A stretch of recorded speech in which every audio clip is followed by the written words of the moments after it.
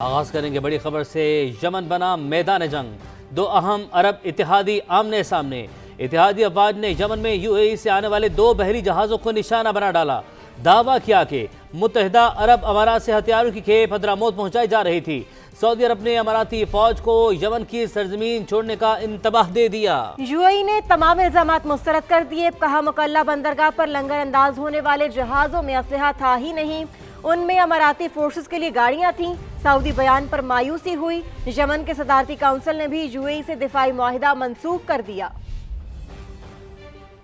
2 بڑے اور اہم عرب اتحادی آمنے سامنے، یمن بنا میدان جنگ۔ سعودی عرب کا یو اے ای سے اسلحہ اسمگل کرنے کا دعویٰ۔ اتحادی افواج نے یمن کی مکلا بندرگاہ میں عرب امارات سے مبینہ طور پر آنے والے 2 بحری جہازوں کو نشانہ بنا ڈالا۔ عرب اتحاد کے ترجمان بریگیڈیئر جنرل ترکی المالکی کے مطابق حملہ یمنی صدارتی کونسل کی درخواست پر عالمی قوانین کو مد نظر رکھتے ہوئے کیا گیا۔ بحری جہازوں سے بغیر اجازت ہتھیار اور بختر بند گاڑیاں اتاری جا رہی تھیں۔ سعودی عرب نے متحدہ عرب امارات سے اپنی افواج یمن سے 24 گھنٹے میں نکالنے کا مطالبہ کر دیا۔ وزارت خارجہ نے خبردار کیا ہے، یمن میں علیحدگی پسندوں کی حمایت سعودی عرب کی سلامتی کے لیے خطرہ ہے۔ کسی بھی خطرے کا فوری اور مؤثر رد عمل دیا جائے گا۔ متحدہ عرب امارات نے تمام الزامات مسترد کر دیے۔ سعودی اتحادی فورسز کا حملہ حیران کن قرار دیا۔ اماراتی وزارت خارجہ نے واضح کیا ہے، یمنی بندرگاہ پر لنگر انداز ہونے والے جہازوں پر اسلحہ نہیں تھا۔ بندرگاہ پر آنے والے جہاز اماراتی فورسز کے لیے تھے،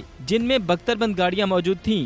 سارا واقعہ غلط فہمی کا نتیجہ تھا یا کچھ اور؟ یمن کی صدارتی کونسل نے بھی یو اے ای سے دفاعی معاہدہ منسوخ کرتے ہوئے اماراتی فوج کو نکالنے کا مطالبہ کر دیا۔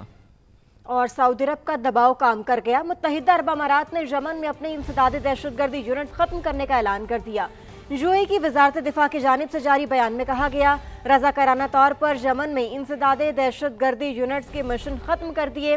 انسدادی دہشت گردی یونٹس 2019 میں یمن سے انخلا کے بعد واحد موجودہ فورس تھی۔ فیصلہ حالیہ واقعے کے تناظر میں کیا گیا۔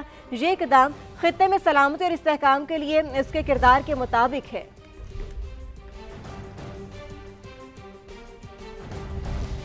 وزیراعظم کی یو اے ای کے صدر سے اہم ملاقات۔ شہباز شریف بہیم یار خان میں شیخ محمد بن زاید ال نہیان سے ملے۔ 2 طرفہ تعلقات کو اسٹریٹجک اور معاشی شراکت داری میں بدلنے پر اتفاق۔ تجارت، توانائی، آئی ٹی اور دفاع سمیت متعدد شعبوں میں تعاون بڑھانے کا عزم کیا گیا۔ اعلامیہ کے مطابق ملاقات میں علاقائی اور عالمی امور پر بھی تبادلہ خیال کیا گیا۔ وزیراعظم نے یو اے ای میں مقیم 21 لاکھ پاکستانیوں کی میزبانی پر بھی اماراتی قیادت کا شکریہ ادا کرتے ہوئے کہا، بیرون ملک مقیم پاکستانی دونوں ممالک کے درمیان پل کا کردار ادا کر رہے ہیں۔ نائب وزیر اعظم اسحاق ڈار کا سعودی وزیر خارجہ شہزادہ فیصل بن فرحان کے ساتھ ٹیلی فونک رابطہ۔ حالیہ علاقائی صورتحال پر تبادلہ خیال۔ پاکستان اور سعودی عرب کے تعلقات میں مثبت پیش رفت پر اطمینان کا اظہار کیا۔ دونوں رہنماؤں نے پاک سعودی 2 طرفہ تعلقات مزید مضبوط بنانے کے عزم کا اعادہ کیا۔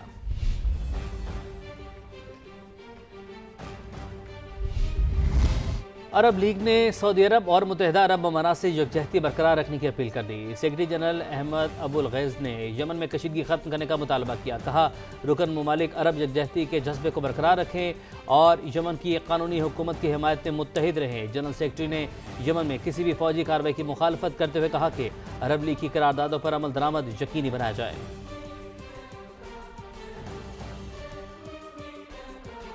اور اب خبر سیاسی محاذ سے، جہاں چیئرمین تحریک انصاف نے بانی سے ملاقات کی بھیک مانگ لی۔ بیرسٹر گوہر نے کہا، حالات کی بہتری کے لیے بانی سے ملنا بہت ضروری ہے۔ صاحب اقتدار لوگوں سے گزارش ہے، ملک اور قوم کی بہتری کا سوچیں۔ بیرسٹر گوہر نے یہ اعتراف بھی کیا کہ اچانک ملاقاتیں بند ہونے میں دوسروں کے ساتھ اپنوں کا بھی ہاتھ ہے۔ بولے، مذاکرات کا اختیار محمود اچکزئی اور علامہ ناصر عباس کے پاس ہی ہے۔ ملاقات کی جو بھیک ہم مانگ رہے ہیں، دوسروں کے ساتھ ساتھ اس میں اپنوں کا بھی ہاتھ ہے۔ یہ سارے ساتھی ادھر آ جاتے ہیں، یہ رکنا، یہ رکاوٹیں ڈالنا۔ پہلے بھی تو ملاقاتیں ہوا کرتی تھی، آل آف سڈن کیا ہوا؟ بہت ہو گیا ہے۔ تحریک اپنی جگہ وہ جس شدت سے بھی چلے، لیکن مذاکرات کا کوئی الٹرنیٹو نہیں ہے۔ عباس خان صاحب کی کوئی ایسی ہدایات نہیں آئی ہیں کہ آج کے بعد بات چیت نہیں ہوگی۔ खान साहब के ये इख्तियारात ये जरूर था कि स्ट्रीट मूवमेंट करे, वो मैंडेट खान साहब ने उनको हिदायत भेजी है सुहेल अफरीदी साहब को, वो चीफ एग्जीक्यूटिव हैं, वो चाहते हैं। जो उन्होंने दौरा किया है लाहौर का, ये भी उनका पर्सनल था।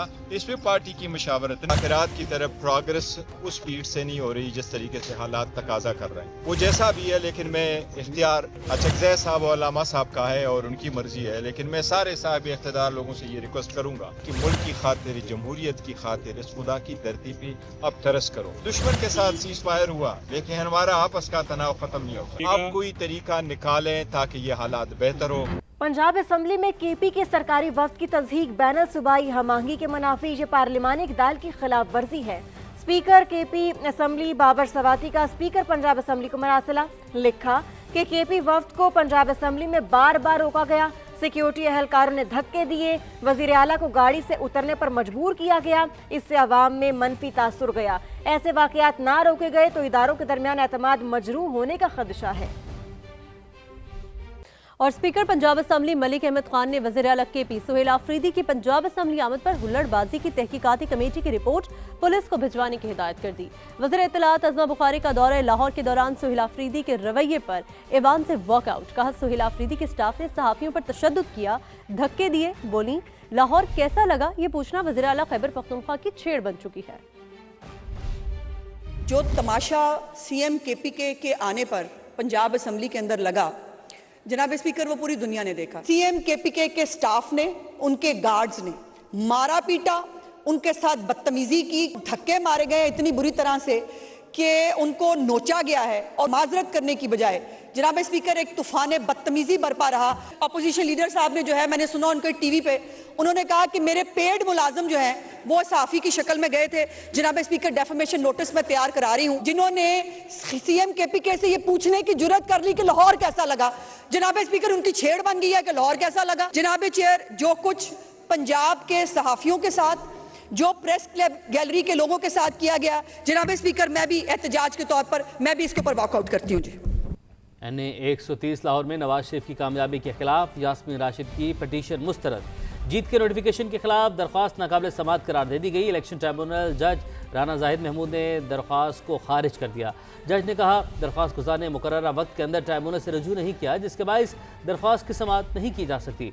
दरख्वास्त गुजार ने मौक़िफ़ इख्तियार किया था कि नवाज शरीफ की कामयाबी का नोटिफिकेशन हक़ाइक़ के बरअक्स जारी किया गया। नवाज शरीफ के वकील ने दलाल दिए कि शिकस्त खुर्दा उम्मीदवार ने 45 दिन के बजाय 56 रोज़ के बाद दरख्वास्त फाइल की, उस पर यास्मीन राशिद की दस्तखत भी मौजूद नहीं। सानेहा मेहरान टाउन को हुए 36 घंटे गुजर चुके, दिलबर की मौत का जिम्मेदार कौन? शहरी इंतजामिया के एक दूसरे पर इल्जामात की बौछार। मेयर का मौकिफ कुछ, डिप्टी मेयर कुछ कह रहे हैं, बार बार सवाल पर बुरा मान रहे हैं। मुर्तज़ा वहाब कहते हैं इंतजामी गफलत नहीं, वाक़या बदकिस्मती से पेश आया। ये रिपोर्ट देखिए। कराची में खुले मैनहोल्स या मौत के कुएं, पहले अभियान, इसके बाद इब्राहिम और अब दिलबर। जानों पर जाने जा रही हैं, मगर बचाने वाले हाथ पर हाथ धरे बैठे हैं। कौन है जिम्मेदार? मेयर कराची से एक बार फिर समा का सवाल। मेरा सवाल ये है कि कल एक और बच्चा गटर में गिरकर मरा। आपने कहा कि आप पीपल्स पार्टी के जियाले हैं, आपकी मेयरशिप कोई लूट का माल नहीं है कि उसको आप छोड़ दें। ये जो मरे ये भी तो किसी माँ के जियाले हैं। मुर्तज़ा वहाब से कोई जवाब न बना, अनोखी मंतक सामने ले आए। बड़े खंदा पेशानी के साथ आपकी तकरीर को मैंने सुना। जब वहाँ पे असिस्टेंट कमिश्नर गए, वहाँ के इलाका मकीनों ने बताया कि ढक्कन था, लेकिन बदकिस्मती के साथ किसी ने ढक्कन वो हटा दिया और ये बदकिस्मत वाक़या हुआ। लेकिन डिप्टी मेयर का मौक़िफ़ तो कुछ और ही है। सलमान अब्दुल्ला मुराद ने जिम्मेदारी टाउन चेयरमैन पर डाली तो टाउन चेयरमैन ने दावे को मुस्तरद कर दिया। वाटर बोर्ड की इंतज़ामिया से मैंने जब रब्ता किया तो उन्होंने मुझे बताया कि एक हफ्ते पहले वहाँ की यूसी चेयरमैन ने मुझसे उनसे रिक्वायरमेंट मांगी थी तो उन्होंने डिलीवर किए थे और मैनुअल कवर उनके ऑफिस में पड़े हुए, लगानी उनकी जिम्मेदारी थी ना। कराची के रिंग ढक्कनों का मसला 7-8 का नहीं है, 100-150 का नहीं है, हजारों रिंग ढक्कन मौजूद नहीं है मैनोलों पे। ये वाटर एंड सीवरेज बोर्ड की जिम्मेदारी है, उनको अरबों रुपए के फंड मिले जाते हैं, उनका कचरा हम अपने सर क्यों ले। 8 बरस के दिलबर की मौत को 36 घंटे गुजर गए। गफलत किसकी? जिम्मेदारों का पता लगाने के बजाय शहर का निजाम चलाने वाले एक दूसरे को जिम्मेदार करार दे रहे हैं।